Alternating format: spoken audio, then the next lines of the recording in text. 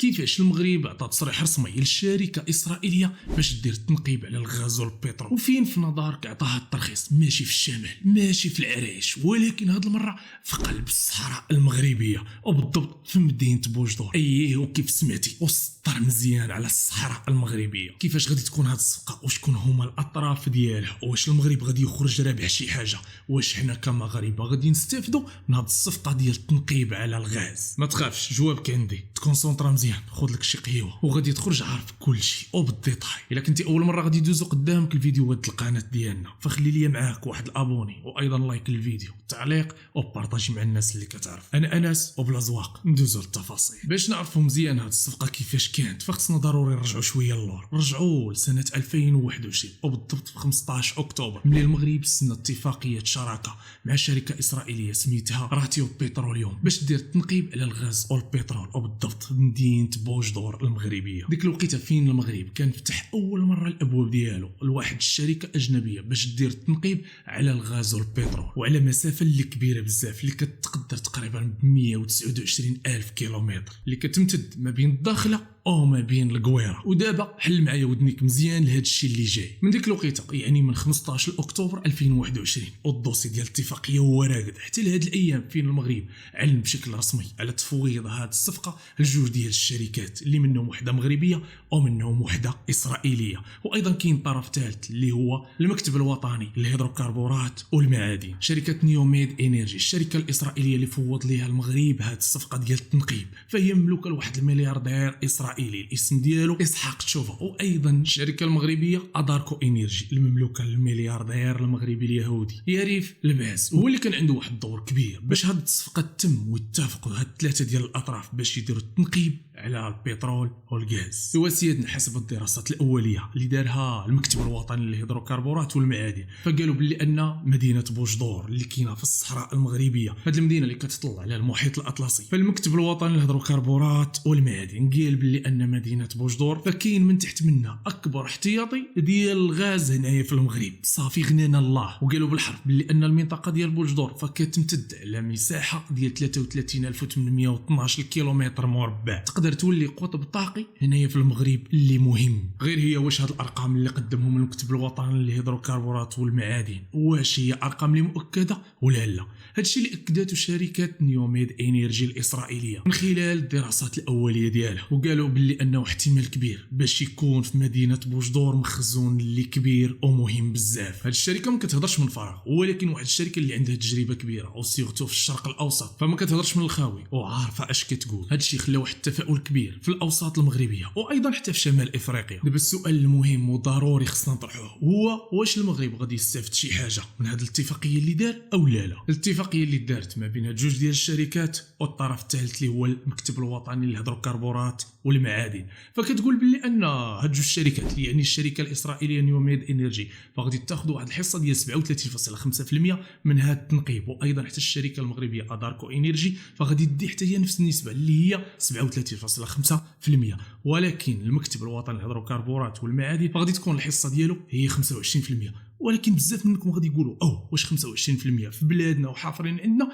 وغادي نديو غير 25%؟ ولكن اخوتي وخواتاتي ثقوا بيا بلي ان هذه النسبه فهي واحد النسبه اللي مهمه، ما حفرتي ما نقبتي ما درتي حتى شي حاجه وغادي دي 25% بارده، ف 25% فكتمثل واحد النسبه اللي مهمه وكبيره بالنسبه للمغرب، اللي تقدر انها توفر ليه واحد الاحتياطات اللي مهمه وتقدر تغنيه على الاستيراد، اللي المغرب تقريبا كيستورد 90% من الغاز الطبيعي. ماشي العمزين والامور هي هذيك. فالجزائر من سمعات هذه الاتفاقيه فنض فيهم الصهر وجهلوا ديال بصح، ولكن ما يقدروا يديروا والو في هذه الفتره الحاليه. المغرب ملي قرر يسني هذه الاتفاقيه ما جاش وسناها غير هكاك، ولكن سعي من 2021 حتى ليومنا هذا باش يدير هذه الاتفاقيه، حتى رجع ترامب للحكم، وهذا الشيء اللي غادي يخلي الجزائر ما تقدر تحرك حتى شي حاجه وما تقدر تقول والو. الجزائر ملي سمعت هذا الشيء فقررت انها تقرب من الولايات المتحده الامريكيه، وشنو دارت في نظركم؟ فعرضت على الولايات المتحده الامريكيه المعادن ديالها، وماشي اي معادن، في المعادن النادره قررت انها تعطيهم الولايات المتحده الامريكيه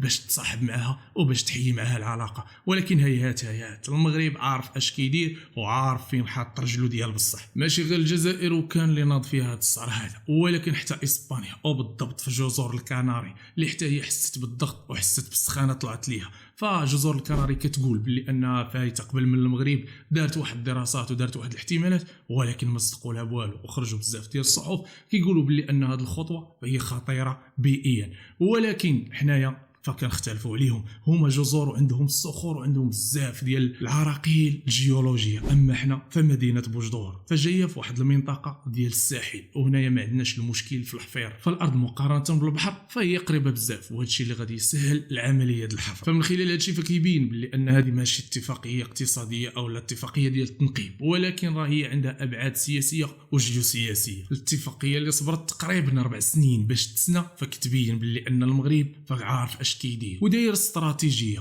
واي خطوه او لا اي اتفاقيه كيسنيها فضرب لها 1000 حساب وحساب. وهادشي اللي كيبين بلي ان صاحب الجلاله نصره الله الملك محمد السادس فحاط استراتيجيات اللي واقعيه وعنده واحد الرؤيه مستقبليه. وهاد الاتفاقيه اللي دارت في بوجدور فكتبين بلي ماشي غير اتفاقيه وصافي، ولكن راه هي جزء من رؤيه مستقبليه اللي غادي تبدل خارطه الطريق في الاقتصاد الوطني، وغادي يخلينا ايضا في موقع جيوسياسي اللي قوي بزاف، وغادي يفتح لنا ابواب جديده في الاسواق العالميه. فالناس اللي كتامن بهذا المشروع فكتشوف بلي ان المغرب بهذه الاتفاقيه اللي دار فغادي يولي قوه طاقيه في شمال افريقيا، وغادي تعود عليه بالنفع وعلى الاقتصاد ديالنا. اما الناس اللي كتشوف بلي ان هذه الهضره غير هضره خاويه فكيبان لها بلي ان هذا المشروع فاشل وما نقدروا نوصلوا حتى لشي حاجه. ولكن الحقيقه هي اللي غادي تبان لنا مع الوقت، وغادي تبين لنا واش غادي نقدروا نوصلوا لهذاك الشيء اللي كانوا دايرين ليه احتماليه ودراسات او لا. حتى لهنا كنكون وصلنا لنهايه الفيديو. ما تنساش تشارك معايا الراي ديالك في هذا الموضوع، وخلي لي الراي ديالك في التعاليق. واش المغرب يقدر يستغل هذا الكنز الكبير او لا؟ بارطاجي الفيديو مع الناس اللي كتعرف، وخلي لي لايك. كان معكم انس بلا زواق، نشوفكم فيديو جديد، مع السلامه. سولتك وقلت لك شنو كدير كازاخستان في المغرب، بلاد اللي بعيده بزاف كاينه في الشرق مع بلاد اللي كاينه في الطرف الاخر من العالم الاسلامي. وزير خارجيه كازاخستان قرر يزور المغرب من بعد 30 عام، وكان هذا الشيء في 28 فبراير من الشهر اللي فات. فهاد اللقطه اللي كتشوفوا دابا تيبان ناصر بوريطه كيسلم على الوزير الكازاخستان. ولكن شنو كاين من مور هاد المصافحه؟ وعلاش كازاخستان حتى اليوم عاد باغيه المغرب في اللعبه؟ فبلا ما تدوخ بزاف جوابك عندي، واليوم غادي نجاوبك على هاد الاسئله وكثر، وغادي نتعمقوا في الموضوع مزيان. فما فيها باس لك انت اول مره غادي تشوف القناه ديالي، او لا كنتي ضيجه انك مابوني عندي، فخلي لي معك واحد لايك، تعليق للفيديو، ايضا بارطاجي مع الناس اللي كتعرف. وبلا ما نطول عليكم وبلا زواق ندوزو للتفاصيل. 28 فبراير 2025 وبالضبط في مدينه الرباط وصل وزير خارجيه كازاخستان للمغرب، وهنايا فين تعرض ليه ناصر بوريطه وزير الخارجيه المغربي. وكيبان باللي الكاميرات ما كاين غير تشق وما كاين غير شعل وطفي، كيبانوا باللي ان هاد الجوج كيتسالموا.